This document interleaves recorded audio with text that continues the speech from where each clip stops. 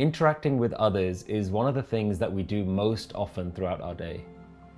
Many of these interactions are pleasant, but occasionally we come across people who are quite difficult. These can be strangers, colleagues at work, or even family members at home. One of the most common questions that I get asked is, how do I deal with those people that want to cause conflict or bring us pain?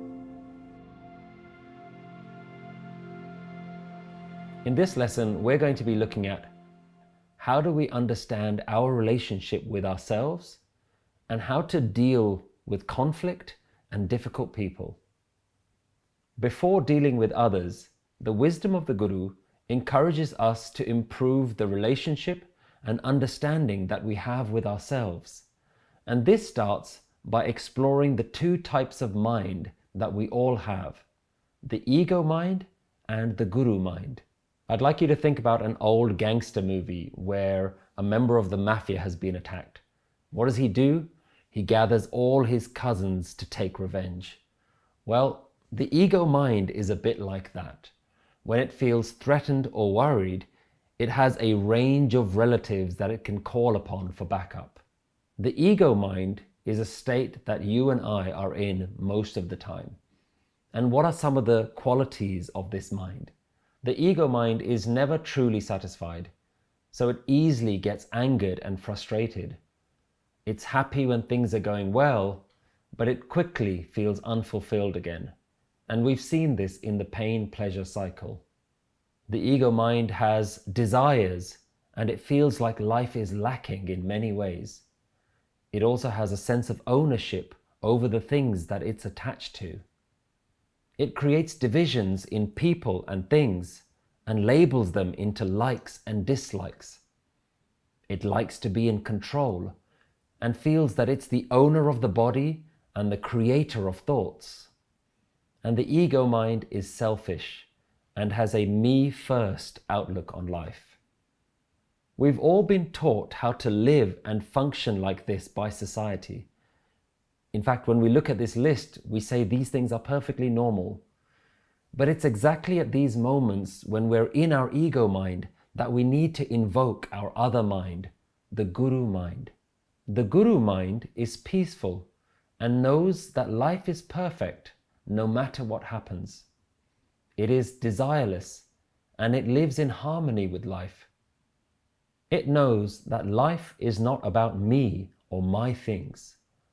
Rather than divisions, it creates union, and it feels totally connected with everything, and it treats everyone as equal.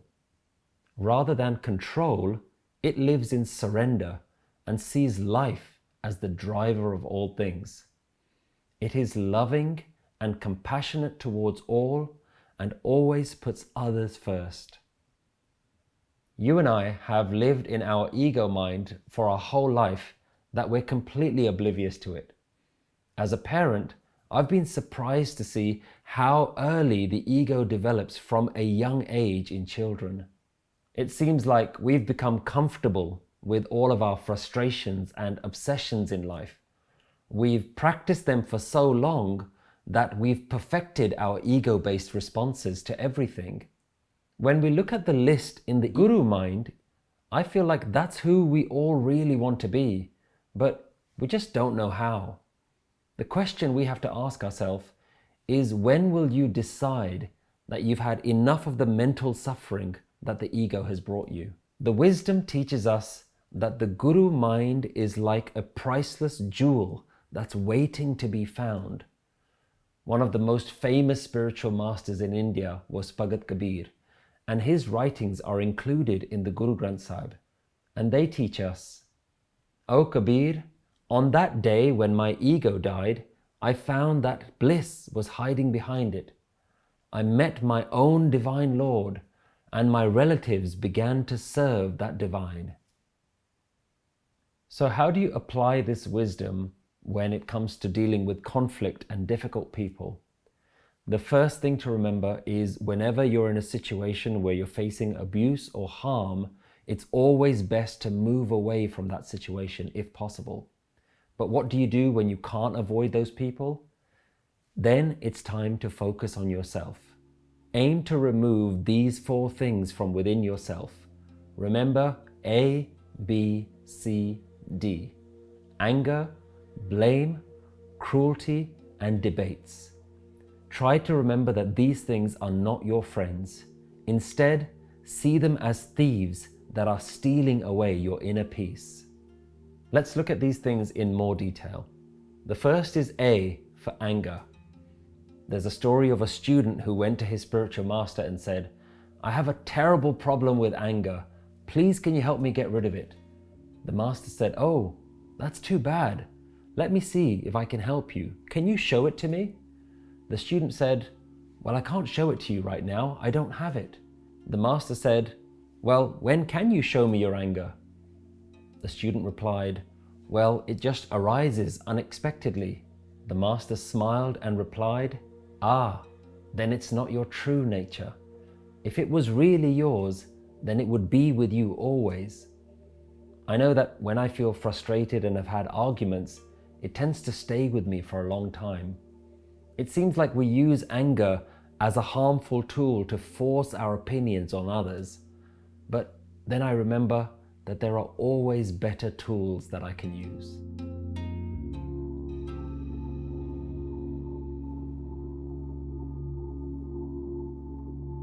The next is B for blame. Quite often my friends send me videos of people doing the most crazy things and getting into accidents. And I find that my mind immediately starts to judge them and say, "How foolish can some people be? I would never be like that." It's very easy to have the attitude that my way of thinking is always right. We feel justified in pointing out the faults of others. But remember that judgment and blame is really just your mind saying, "I am better than you." And that is the epitome of ego. In another line from Bhagat Kabir in the Guru Granth Sahib, it teaches us, "Kabir, amongst everyone, I am the worst. Except for me, everyone else is good. Whoever has this understanding is a friend of mine."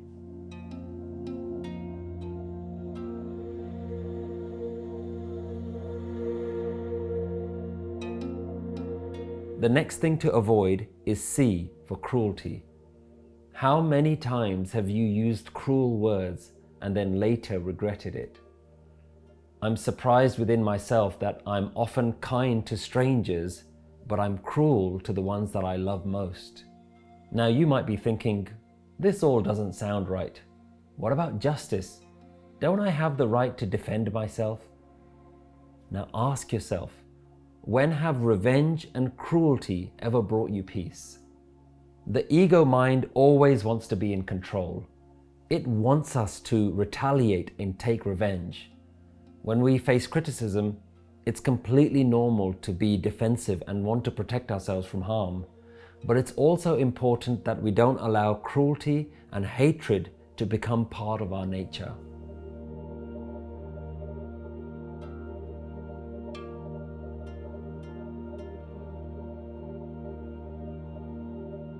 The last thing to avoid is D for debates. I have a personal rule for myself. Always discuss and never debate. When I discuss, I use compassion. I'm not trying to put the other person down. We discuss to agree what is right. But when we debate, we use our egos to determine who is right. And how I decide whether I'm in a discussion or a debate is I ask myself this question: am I willing to be wrong? Because if you or the other person is not willing to be wrong, then it means they've decided that they're already right. All they're trying to do is prove just how wrong you are.